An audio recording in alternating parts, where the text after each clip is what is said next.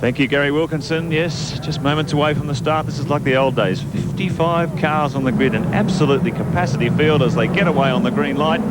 Poleman Shane Jenner on the inside. Peter Dane alongside him. And Dane has got a great start. He'll lead the poleman into the first turn as this big field. Look how many cars there are. Who would have thought 20 years after their first production days there'd be this many Belmonts, Kingwoods and Premiers still circulating the tracks of Australia, and they might not be as fast as their sisters and brothers here. Oh, we got one in trouble. Look at that. Damaged front suspension. It's not going to go much further, I hope. Cars dodging left, right, trying everything they can to get out of the way and pick their way past that damaged car. But here's the leader, and Jenner, meanwhile, in all that kerfuffle, he's taken the lead back from Dane. There you are. Car 82 involved there. A few others in trouble. 62 it is. Gary Dean. So another challenge from Dane up the outside as they head up toward the cutting for the first time. 4 laps the distance. 4 laps is plenty of time to get into plenty of trouble in an HQ Holden around here. Certainly is the old Holden 202 engine. They're rather stock standard, and that's why they produce such close racing. In fact, the fastest time in an HQ Holden ever around the Mount Panorama circuit is a 2-minute 59-second lap. That was set earlier this year by a guy called Greg King. And Greg King is widely regarded as one of the strongest HQ racers, yet he qualified in position number 15. It just goes to show the depth of this HQ field. Depth of the quality too.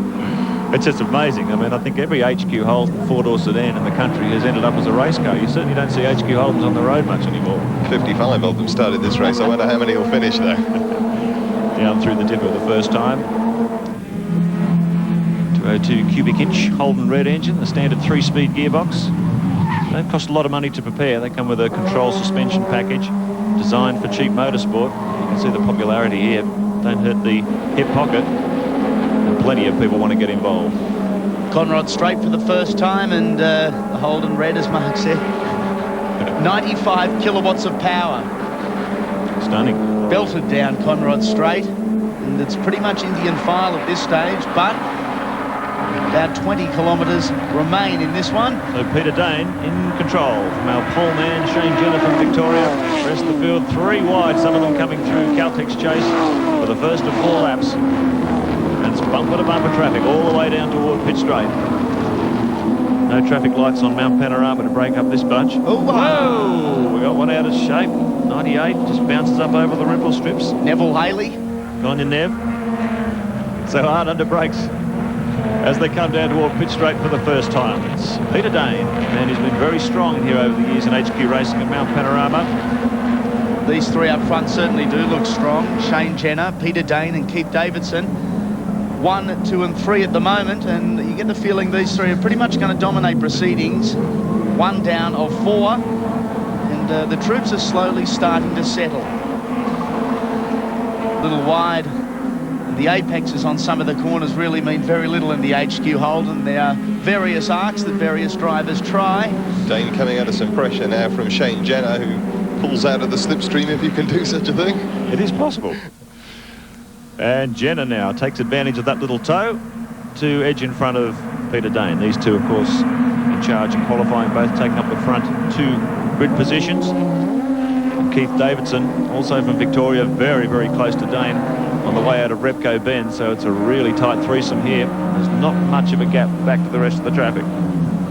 Davidson looking every which way but loose around Peter Dane at the moment. He's snuck to the inside, had a look on the outside. And as we saw earlier in the Formula Fords with Jason Barguana, perhaps Keith Davidson is playing the waiting game. Only time will tell. You have to play a waiting game every time you drive an HQ, don't you? Over our... The next corner is oh so far away. Over our track cam, they come. Thundering field of HQs. Meanwhile, the leader's down through the dipper. And it's getting very tight. Very hot, sweaty at the front of the field here.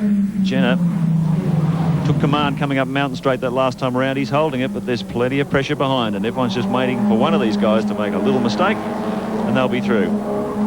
It's fascinating looking at that lap time at 2:59, almost 3 minutes. That was about the time the first Falcon GTs were doing here back in the 60s. This gives you some idea of just how far touring car racing has progressed in that time. these unbelievable 2-minute 10-second lap times. Here comes a move. Maybe Keith Davidson. He's sick of sitting in behind Dane. He's trying to get alongside as they come down toward Caltech's chase. They'll go side by side. I think Davidson's got him. Fortune favouring the brave there. Davidson. Oh, look at Dane back on the inside. He's found a tough customer here in Peter Dane. He's going to have to work for this. But look at the traffic jam queuing up behind him. Bob Wright almost pushing Davidson there behind.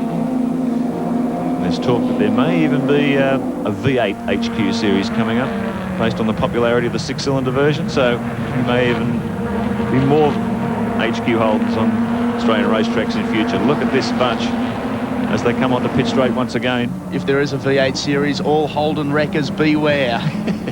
2 laps down, 2 to go. Just past half distance. The HQ 4-lap challenge at Mount Panorama. Shane Jenner really starting to assert his authority at the moment. The Victorian driver has probably pulled about 3 or 4 car lengths.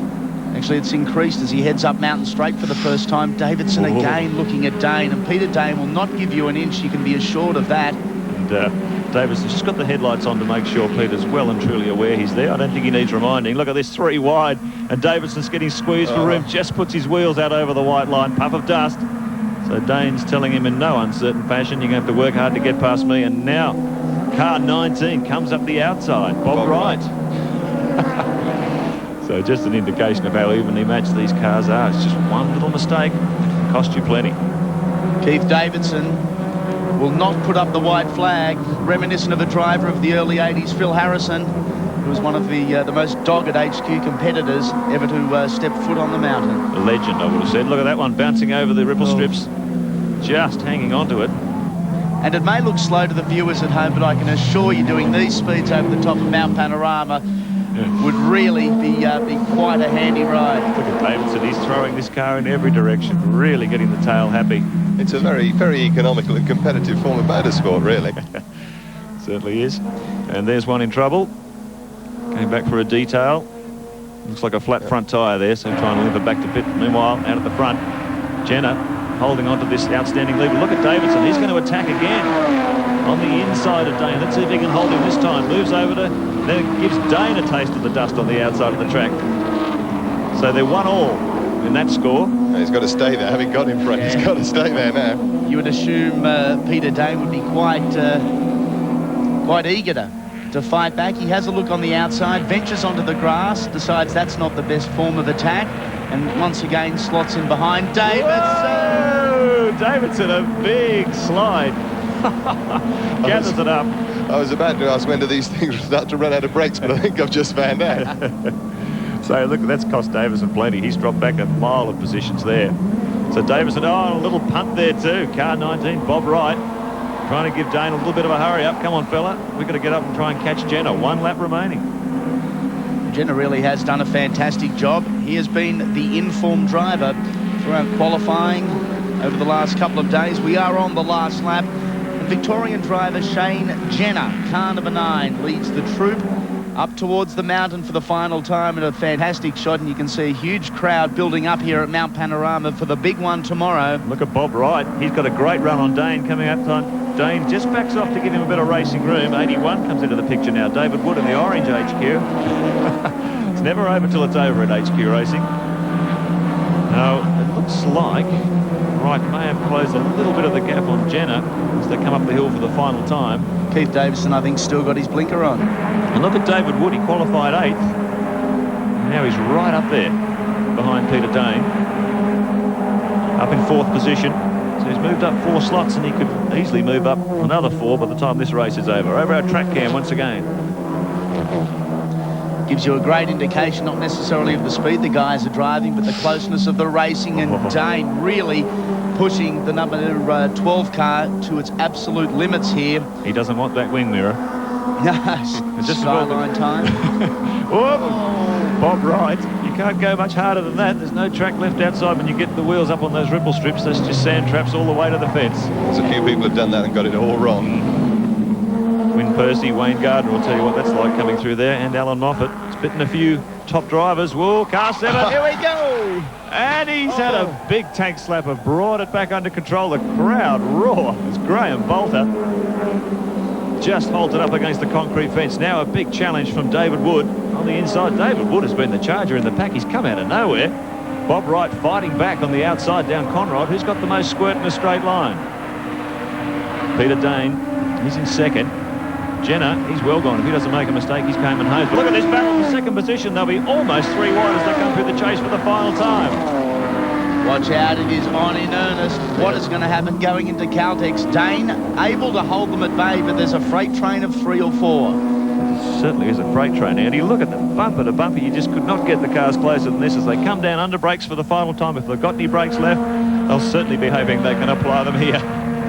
So Jenner under brakes for the final turn. He's done it nicely. Got out in front, ran away from the pack. Let's look at this fight for the Miners. Checkered flag. Peter Dane takes it from Wright, Wood and Fairlaw. Great race from the HQ Holdens. They never failed to produce.